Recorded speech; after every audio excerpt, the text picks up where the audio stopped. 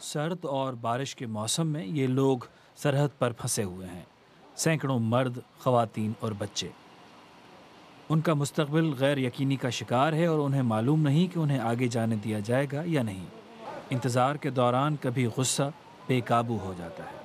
جب سے ہنگری نے سرحد بند کی ہے، تارکین وطن سلووینیا سے گزرنے والے اس راستے کو استعمال کر رہے ہیں۔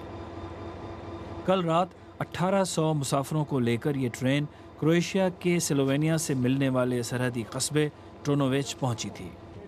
انہوں نے اترنے کے بعد سلووینیا کی سرحد کی جانب پیدل سفر شروع کر دیا۔ سلووینیا کے سپاہیوں نے آنے والے لوگوں کو روکا، لیکن پھر ان میں سے کچھ کو جانے کی اجازت دے دی۔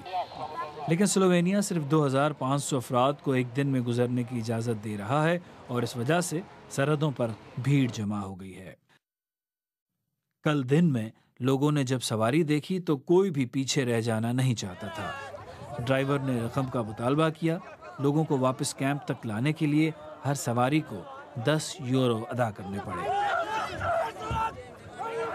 اس دوران کچھ لوگوں نے جوان مردوں کو پیچھے دھکیلا تاکہ خواتین اور بچوں کے لیے جگہ بنائی جا سکے۔